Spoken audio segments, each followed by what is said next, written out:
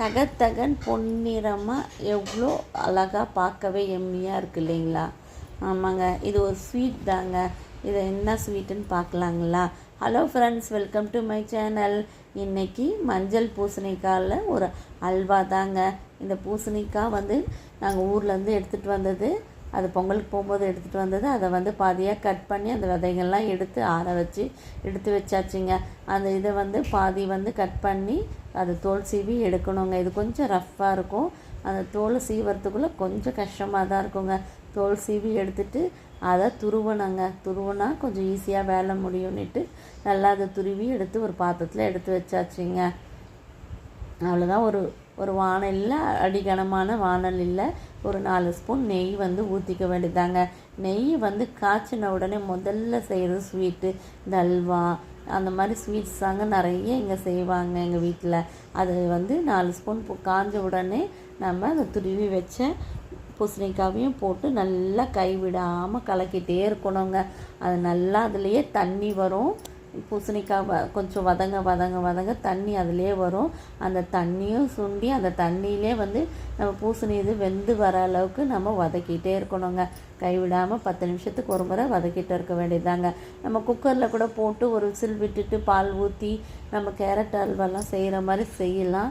But ஆனால் இதில் வதக்கி செய்கிறது கொஞ்சம் பொறுமையாக வதக்கி செய்கிறது ரொம்ப நல்லா இருக்குங்க. அது பாருங்கள், நல்லா தண்ணி விட்டு நல்லா ஓரளவுக்கு வந்துடுச்சுங்க. அந்த தண்ணியும் இருத்து நல்லா சுழண்டு வர வரையும் கலக்கிட்டே இருக்க வேண்டியதாங்க. இது இந்த பூசணிக்காய் ஆடி மாதமே விதை போட்டு வச்சுருவாங்கங்க.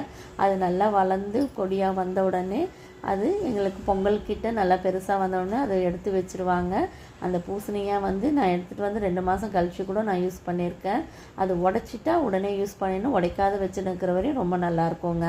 இப்போ பாருங்கள், நல்லா சுழண்டு வந்த உடனே 1.5 டம்ளர் தண்ணி ஊற்றியாச்சுங்க.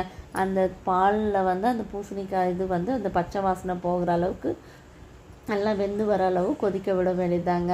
அதில் ஒரு 250 கிராம் கிட்ட சர்க்கரையும் போட்டாங்க. அது போட்டு நல்லா கலந்து எடுத்துக்க வேண்டியதாங்க. கைவிடாமல் கலக்கிறது தாங்க இதில் ஹைலைட்டே. பசங்களுக்கு இந்த பதத்தில் சாப்பிட்டா பிடிக்கும். அதனால் நான் அந்த பதத்தில் ஓரளவுக்கு எடுத்து வச்சுருக்கேன். ஏலக்காய் தூளும் தூவியாச்சுங்க. தூவிட்டு நல்லா கலக்கி விட வேண்டியதாங்க. அது கொதிக்கிறதுக்குள்ளே நம்ம முந்திரி திராட்சையை நம்ம ரெடி பண்ணிக்க வேண்டியதான். ஒரு 2 ஸ்பூன் 3 ஸ்பூன் நெய் ஊற்றிட்டு அது காஞ்ச உடனே இந்த முந்திரியும் திராட்சையும் வறுத்து நம்ம இந்த அல்வாவில் போட்டுக்க போகிறோங்க.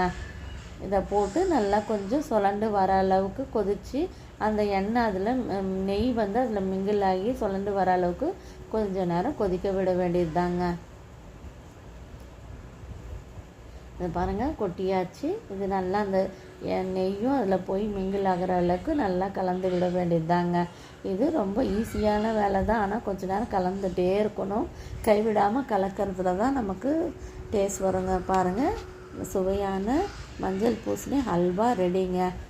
இதை நம்ம ஒரு பாத்திரத்தில் நெய் தடவி கட் பண்ணி எடுத்துக்கலாம். நம்ம இப்படியும் எடுத்துக்கலாம். இது எப்படி இருக்குன்னு கமெண்ட் பண்ணுங்கள், ஷேர் பண்ணுங்கள், லைக் பண்ணுங்கள், சப்ஸ்கிரைப் பண்ணுங்கள். தேங்க்யூ.